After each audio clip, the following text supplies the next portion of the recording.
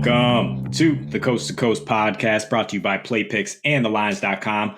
I'm your host today, flying solo, Nate Weitzer on the East Coast, as Josh Lander is out in New Orleans celebrating his bachelorhood with a big party this weekend. And we'll all be enjoying the AllStar game festivities, though, of course, including Saturday night, which this video will bring you some betting angles to consider for those contests. We will also have an episode up about the All-Star game on Sunday night with that exciting new format. And of course, we will bring back our weekly game videos and player props videos after the break. Also be on the lookout for an NBA futures video shortly before the NBA returns next Thursday.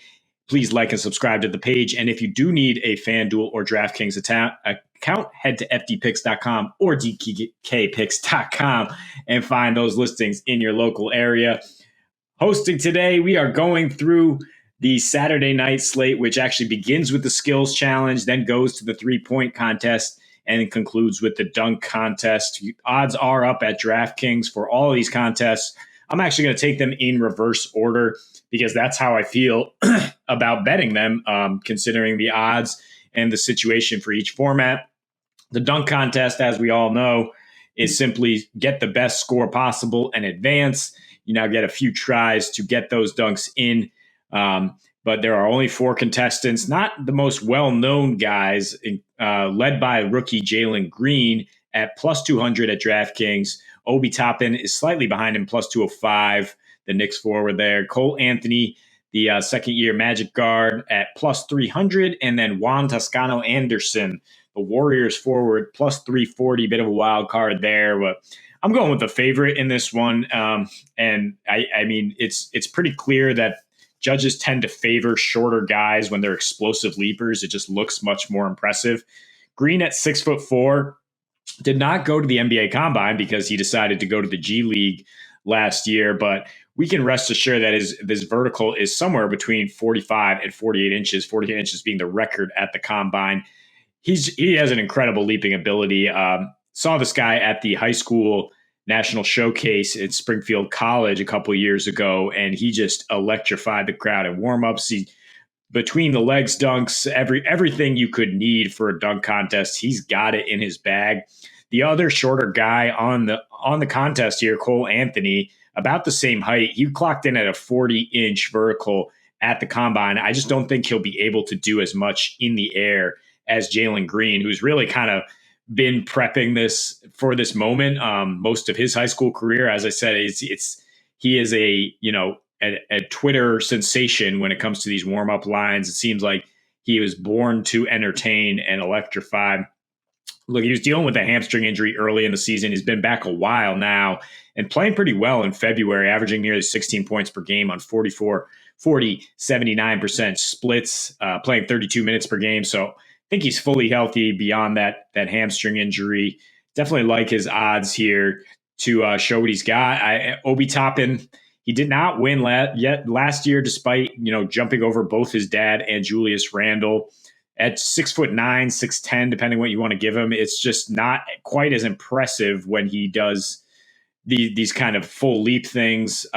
He does have creativity. He does have an incredible wingspan and talent, but I just lean towards Green here. Might not win Rookie of the Year, but this is his chance to show out.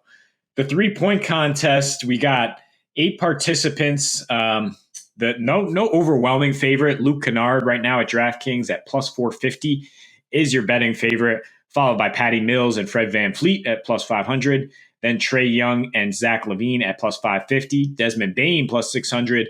CJ McCollum's plus 750, and Karl Anthony Towns, the lone big man, at plus 1100. I like Desmond Bane because of his style. When I'm thinking about the 3-point contest and who's going to win, I look for guys who have the least wasted motion in their release, guys who can just take it off the rack and flick and don't necessarily have to use a lot of legs because they're strong up in the upper body. And aside from Karl Anthony Towns, Baines is the strongest guy in this contest. Towns has all sorts of funky mechanics going with his 3-point shooting. Granted, he's shooting a career high 39% from deep this season, but I do not give him much of a chance to be consistent over a 30 30 shot rack. Potential 30 points is where we're at. Bane has been ultra consistent from deep, especially on the road this season, shooting 49% from three, hitting nearly 4 triples per game on the road. Comes into the contest hot, 12 for 23 from deep in his last 4 games. The guys I am worried about are Kennard, who was 11 for 13 in his last 2 coming in. Also has kind of a quick little flick there. The lefty, a little bit.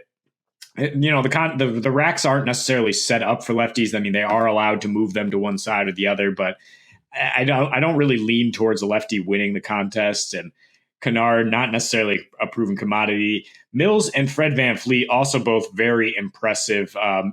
FVV does see a dip in shooting on the road this season, but his last 4, he's just on fire, shooting 49% from deep, hitting 5.5 triples per game. I just think both of those guys are game shooters. For FVV, he gets his shots off the dribble. He has that low base that allows him to get a ton of arc on it. And that's not going to suit you very well in this contest. You don't have time for the low base, for the rainbow 3 that tends to go in games when you're shooting every once in a while. You have to have a consistent stroke. Usually the line drive pays off a little bit more.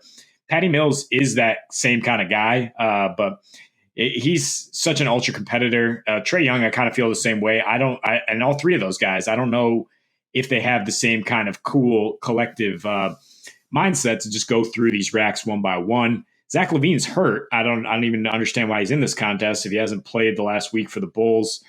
Out of all that, with Bane getting the 3rd longest odds at plus 600, like putting a bet on the second-year guy.